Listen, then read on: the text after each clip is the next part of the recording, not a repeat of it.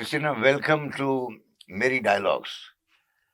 This is a series which we started recently as part of our e-learning, where we discuss in different parts of the world. We did one program for Middle East. We are going to do about Central Asia. Beautiful. And now with you being a certified coach in Berlin, we look at it from Germany, broadly speaking, Europe, and connected to India. Now, your background of cultural economics is a very interesting one for us. We don't have that specialty here. But as I understand, it combines the business and cultural studies. That's true. And in your case, you go further and subspecialize in integration issues. That means integrating people, especially immigrants, into the local society. And since you are employed by the city of Berlin, specifically in your case in Berlin, the issue which concerns me, bothers me also, is the migration issue. And in general, the migration issue is connected to civil wars.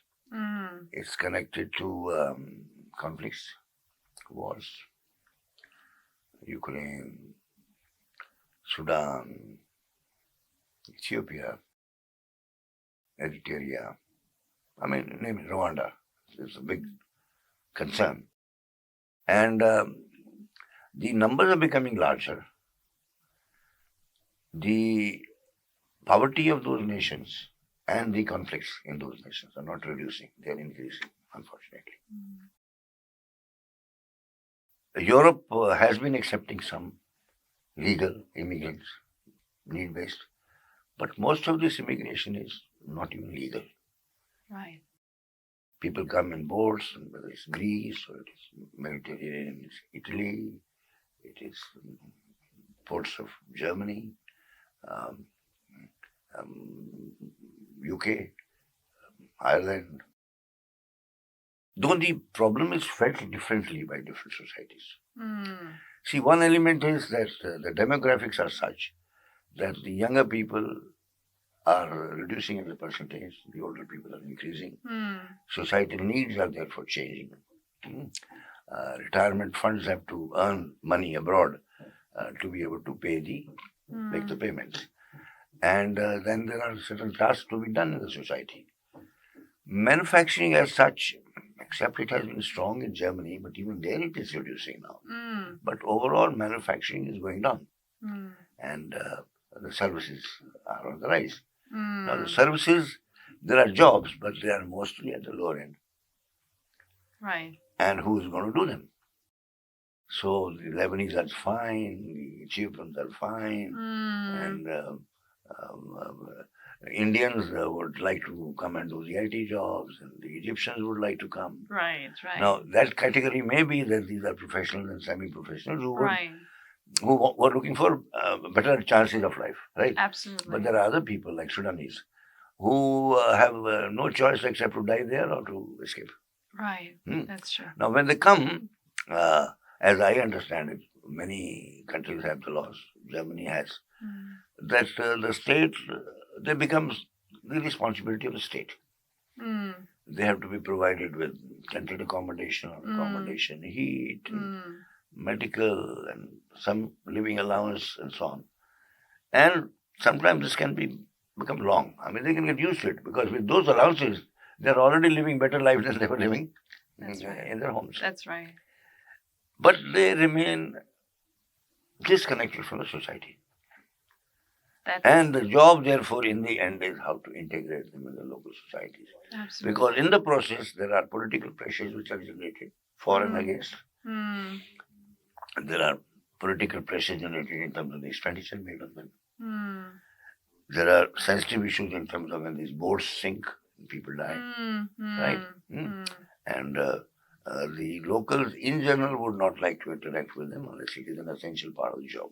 Correct me if I'm wrong. I'm generalizing it. Now, you have this fantastic specialization of how to integrate them. So you can discuss that. And secondly, then we can talk about integrating the immigrants coming from India. Yeah, sure. All yours. So I'm mostly specialized into helping families. So I'm getting in touch with young men and women who are unaccompanied coming to Germany, but also like families who are coming and joining, and I meet them in my classes. So I'm teaching the German language for the city of Berlin. And I'm also meeting, as you said, the highly qualified parents. And I'm meeting the young boys and young men who actually try to find a new life. And all of the people are reporting, first of all, that it's hard to connect because of the language. So that's the first thing. So also, the city of Berlin tries to give them like free classes and tries to find them and tries to get them into classes. But we have the problem that we don't have enough teachers. So finding teachers who also can teach very different educational background, that's a huge challenge. Like trying to even teach the alphabet first. And for others who are not used to this, to learning, it's very difficult to get them to do the first sentences in German and also to remind them, because also they don't have a way to apply it. They are like, when they are coming to Germany, they are coming to this first refugee homes, and they have a room with other 5 people, so they have a very, very less space. And then they don't have hobbies. They don't have friends. They don't have, like, they go out, they do, but they are not, like, connected to a community. So they are also learning the language. Sometimes they feel very demotivated. So this is one of the issues.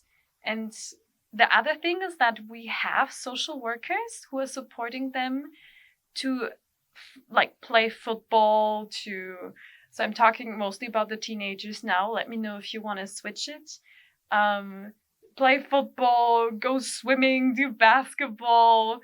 And there are 2 issues. The first one is that, especially from refugees from Russia and Ukraine, you feel as a teacher they are mentally exhausted and not available and partly traumatized. So when you ask them, what do you want to do? Like expecting, like 13 to 16 years old, they have a lot of energy and really want to get in touch with people. They tell me, I want to sleep. My hobby is sleeping. Okay, so eating this pizza. is a mental exhaustion. Right. Easy food. Right. So staying home, going to class, but then sleep. So you feel like there is something off. So you can't help them because they are not sharing what they are interested in, because they can't. Right. So this is the first one. And the second one is But does it not connect to them that if they have to work in, let's say, Germany, they will have to learn the language and they'll have to... Absolutely.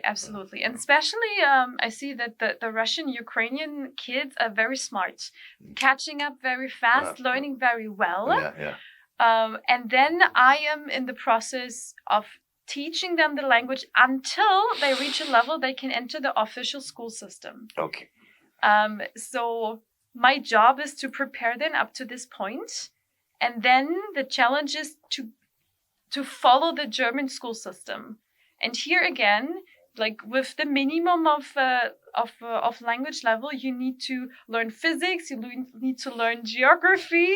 So it's a huge pressure on them they need to deal with. And then on top, they are like the worst in class. And they want to have friends. Most of the kids tell me, I want to learn the language to have friends. So there's something good, something positive. There is some like pressing motivation, but interferes also with their... because they've been plucked from their families and friends, right? And they have to have a substitute then. Right. But partly also they are here with their parents, and still obviously they need kids in the same age. Of their own age group. Absolutely. It is counterintuitive that while West, including Germany, supports Ukraine, but they end up having refugees from both Ukraine as well as Russia, which means the war, the conflict becomes really a part of the problem is of these countries also.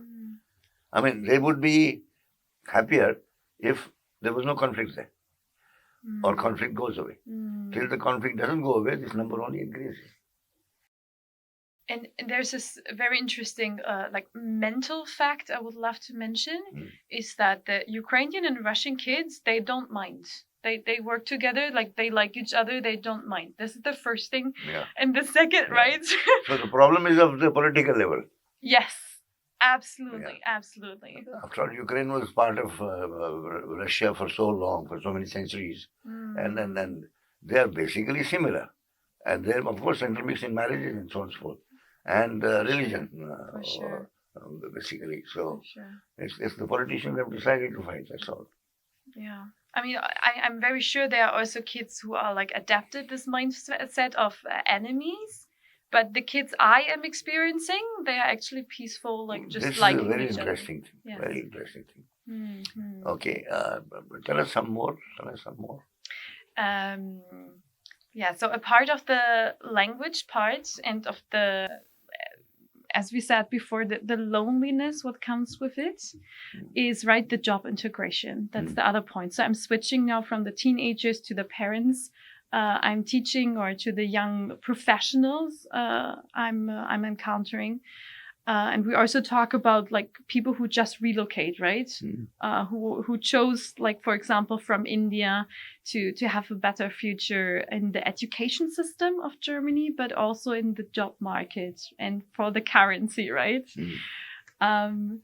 So they are experiencing also the intercultural clash, a part of the language. So meaning the question of, why aren't we friends? Because it seems like there's more trust coming from Indian peoples than Germans. Like they feel Germans are cold, Germans are discreet, Germans don't want to interact and be friends. So there's a different mindset of the cultures clashing against each other. So I find it very interesting because for Germans, when the informations are clarified, then they start to trust. I have a feeling, though I have no detailed knowledge of Germany, I have not lived there, or even talked at length with the Indians who go there. But generally what we know from professional classes, engineers and managers and doctors and so on, that invariably we have very high regard for the Germans. We have high regard for their science, their discipline. Some people may not like it, but we like it, and so on. And Second World War never personally touched Indians, though they were part of the British Army and so on, so forth. So, but that's not really clash with the society. Since they have the respect, I have hardly ever heard anybody saying negative things about Germans. But they felt negative things when they encountered Germans because they feel like they don't know how to connect. No, negative only to the extent that they're cold. They're cold because they don't understand you. How will they develop warmth? How will I develop warmth with you if we cannot talk? That's right. But they also don't have it because they need a different step. So they need a little bit more time, and they need like more personal encounters to actually then create a connection. But in engineering companies like Siemens, right? Other companies like Mercedes or whatever, in IT companies, Indians who work there don't feel any discrimination. That's not discrimination, but it's a disconnect. Yeah, it's a distance. So we finally come back to that social distance which is there. Right. In every sense. Right. So the job is not to teach German. The job is to reduce the social distance. Language is a part of it. Absolutely. That's so true. So I wish there were actually a program what helps migrants and young professionals to also like reduce the social distance. But unfortunately, in a lot of cases, there aren't.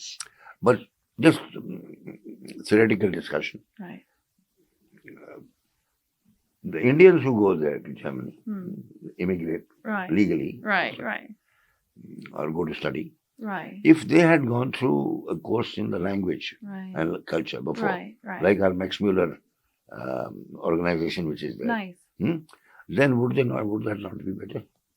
It would be helpful, and still there They would will be. still there would come all of this feelings up that we can't control of I'm not heard, I'm not understood, I'm not valued, and yeah, I'm not liked. But, And so these are haven't the they gone feelings through to a actually. psychological process before when they're living their own country where they're comfortable, all right? They're not out in the streets. It's not a civil war which is No, going on. no. It's not famine which is going on and so on. And they know that a different society they will go into. Even Right. within India, they will have to make that extra effort to integrate with the society. Right? Right. They will not get immediate acceptance. People will look at them with jaundiced eye. Isn't it? So now when you did the coach course, Right. you became the certified coach. Right. Did you go through all these subjects also, or it was just practice? Half. I went through half of the theory. Mm. Let's say I went to the full theory of this, and actually the practice came when I was living in Egypt for 2 years. Okay. So, and then I came back. So I had both perspectives of being in a culture, like in a country where I don't speak the language, and try to work. And so I was working there as a German teacher as well, and try to make friends. And then coming back to Germany and seeing that, like, this is the reverse role. Okay. So I had all the practice in adapting the theory and getting the practice out of it. So by the way, say city of Berlin, there will be how many persons with this background, certified coach, or English or German teachers? That's a good question. 5%? Guesses? Many in terms of numbers. Oh, I can't say. I can't say. So my guess is 5%, like 5% population. Huh? Will be teachers. Or yeah. And then I don't know how many are in the school system itself, because then they don't reach, like they don't reach each other, kind of. And then how many are like new teachers, like specially trained for this reason now, because we have a lack of teachers, especially for the immigrants and refugees. And then we have a huge part was retired teachers. Okay. Now, do you have some feel of how many Indians you may have been able to help in this integration process? Not you personally, but system. Oh, I see. I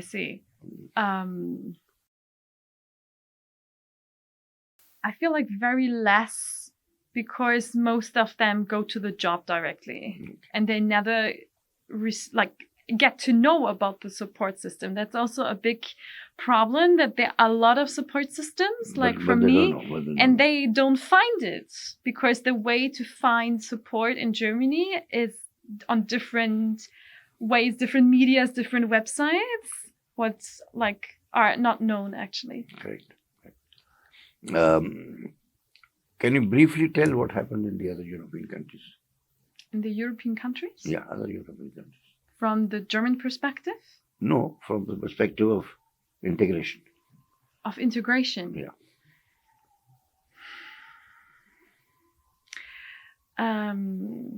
As I'm not an expert in that, but from my personal perspective, I feel like it's just a lot of chaos. So the governments tried to adapt to the wave of refugees over the last years. And that is in millions. In the millions. Yeah, big millions. So we were overwhelmed. Yeah. We tried to create systems. We tried to create a hierarchy of people who are responsible for new platforms, for new services. And it's still not put in place. So I feel like 80% tries to manage somehow, but a lot of people actually also fell out of this net of support that they try to create. So a lot of people are even not touched and supported by that. I hope other countries do it better. I think France has a very they are more strict, and so this might work a little bit better. And Germany, kind of tries to be the caretaker, but then also a lot of things aren't working.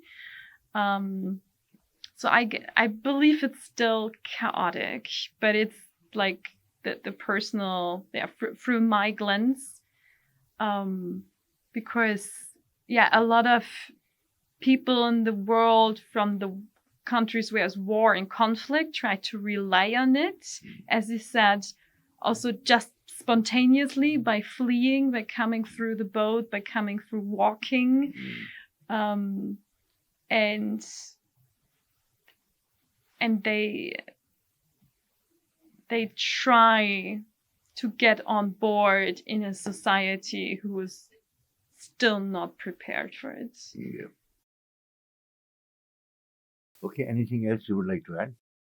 It looks like one conversation is not going to be sufficient. This is a huge issue. That's true.